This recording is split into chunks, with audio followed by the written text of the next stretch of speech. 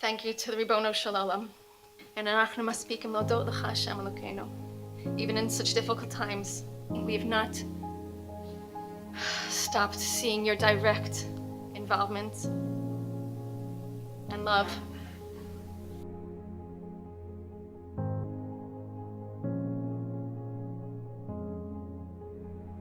This past week was no different. This is actually a wild story. Rabagnell came over on Tuesday, and I was telling him that I still didn't get the notebook from Binyamin, that I have been waiting, this little pinkas that Binyamin wrote in the army, that I heard he has written great things in it, and I have not gotten it yet. And I've been very upset about it. And then on Tuesday, Rabagnell said, well, are you davening for it?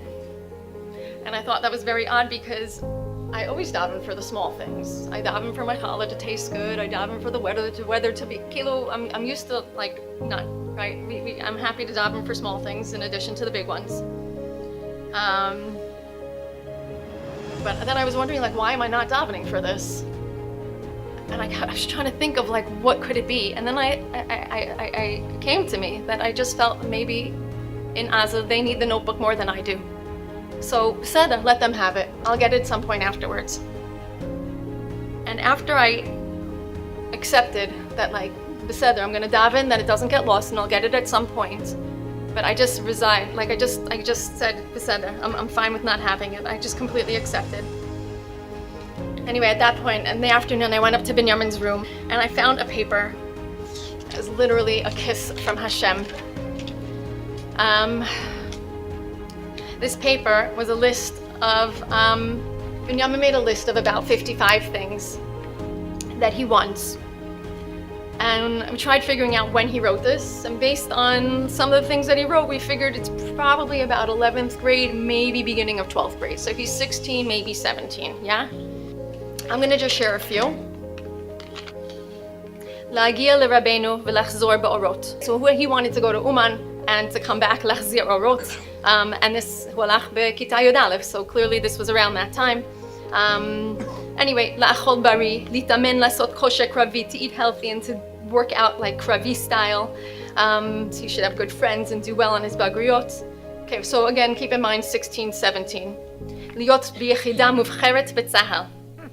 Okay, I want to be in a more of an elite unit. Liot b'kesher tov im kol ha'mishpacha. I want to be in good connection to all my mishpacha, hamorchevet, beikar mishpachti, the extended family and especially my family. Lilmod habeit Torah, ladat litpalel bekavana, lakachat zman lehitboded, shieh li maspik kesef. So Binyamin, by the way, had a thing. He wrote another piece of. We found another notebook. He never wanted a lot of money. He just wanted enough money, and he actually calculated how much he needs to live off of, and the rest he can put away, not keep it in his pocket. He had this whole system. I'm going to go through more, but understand that out of this page of about 55 things, he calculated anywhere between 80 and 90%. There's another thing on here, shieh li susim. There's also another one, L'Erkov al Susim. Nachon, Yosef, איפה אתה? Nachon? L'Erkov al Susim asitem. So some are a little negotiable, because he said, שיהיה משיח ותחיית המתים בבית המקדש. I don't know, maybe it's negotiable. Maybe Mashiach's already slowly marching his way. But there's one that I really want to focus on, Liot Anav, that he wants to be modest. This is on his list, and when he's 16. Maybe 17. I said maybe I shouldn't be telling, and she told me that when Rav Steinman died, he said his tzava lifnei שהוא לא רוצה שאף אחד יגלה כל הדברים שהוא עשה, לא ידבר עליו, לא לעשות הספד עליו. Nobody's going to talk about me. I don't want anyone's sharing my inners and speaking about me. And after he died, another rabbi said, no, we're going to talk about him because we have to learn from him. So Hesder, sorry Binyamin, I'll have to, whatever. I guess my question to you, there are a lot of teens in the room, there are a lot of parents in the room, there are a lot of elders in the room. What's your list, right? What do we put on our list? מה ברשימה שלנו? מה הרצונות שלנו? ושוב, זה בין 16-17 שנה, this is when he was 16, מה הוא היה כותב עכשיו? What would he write now? What would he have changed? What would he have modified? This was at the very beginning. So he wanted to understand things. He wanted to get more convicted in his Yiddishkeit. He wanted to go on hikes with his family, to eat good food, to enjoy Shabbos, and he should be witnessing a great miracle, a nes, an open miracle. Again, I beg to think of all, but you should think what's on your list. Liot bli smartphone. I want to tell you, I think that's why he had the list. Haya lo zman lachshov. He had time to actually think of what his heart desired, not because of what other people were talking about or desiring for themselves, or desiring because other people wanted them. You know, the godless is Binyamin, when he wrote this, he wasn't yet the Binyamin the giant that the people know him now as. He was the Binyamin, the 16-year-old, the wild, the crazy one. But he had a vision. He knew where he wanted to go. Nachon hu haya boneh bayit b'chava, hu haya im ha'tzon, ro'eh tzon, ro'eh parot, however you say it, but mitayel, mangalim. He was going and doing. Aval ha'or ha'pnimi shelo, his inner desires, these are them. Liot kohen. I asked a few people, Dayas or Shlomo Katz, what does this mean to be a kohen? How can he be? הוא רצה להיות במקום הכי קרוב לקדוש ברוך הוא. שיגידו עליי רק דברים טובים. לא לבזבז את היכולות שלי. I don't want to waste my abilities. And I think really, this one sums it up so much. להבין למה באתי לעולם. As a 16-year-old, he's questioning, why did I come to this world? Now, I think that if we all stop and think, what would our list be? In all honesty, I think if we made our list before the war, before October 7th, it would be a very different list. Now, הרבה פחות גשמי, הרבה יותר אמיתי.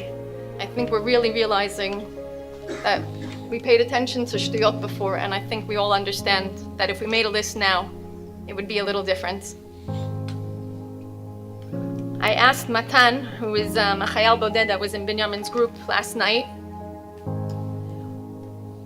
what does he remember that was read from this notebook? And he remembers, this is what he said, all I remember was that he wrote how he felt he was born for this war, and that it's a privilege to fight for Am Yisrael. He was definitely born for this war. I don't know if he's busy fighting in Shemayim or chilling with Rabbi Akiva and leaving it up for us to fight with our new strength that he's left for us in this room and beyond.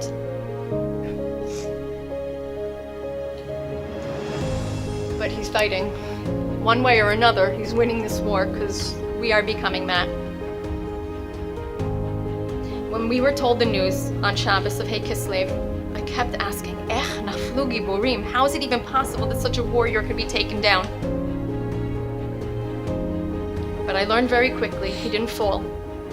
He was taken up in a horse and chariot like Eliyahu and Navi.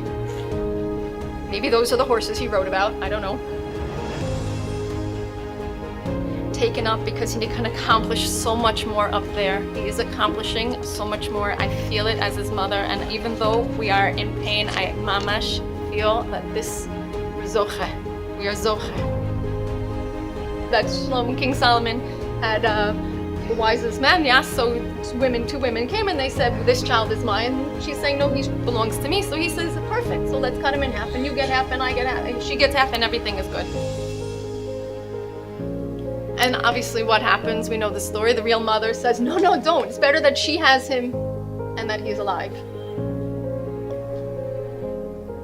I don't know, I just felt. Instead of Binyamin being half here, half there, Beseder Hashem, take him. Let him be with you. לא יודעת מה עוד להגיד. Binyamin was half here, half there. I'm the real mom. אני מוותרת. Hashem, you take him. He's doing more up there.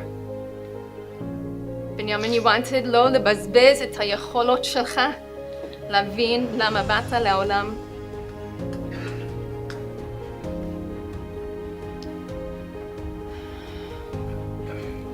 Our keilah, our shchuna, our medina, our am, Be'ezrat Hashem, we're all learning from Binyamin. We're going to make our list of wants, and Be'ezrat Hashem transforms to true greatness. I have one last thing that here I ask of Hashem. Parshas Miketz ends with Binyamin kept behind, taken as a slave, and the rest of the brothers returned to Canaan. Yosef was trying to see, is Yam doing tshuva? Are his brothers doing tshuva? And the very beginning of next week's parsha, Vayigash elav Yehuda, Yehuda comes forward. V'lo yachol Yosef litapek. Yosef just can't hold it in anymore. My tefillah to Hashem. Hashem just says, Ani lo yachol litapek. Yehuda comes up, the Yehudim come up and true tshuva. Hashem says, okay, I'm not going to hold back anymore. I can't. Bezrat Hashem, shenizkeh.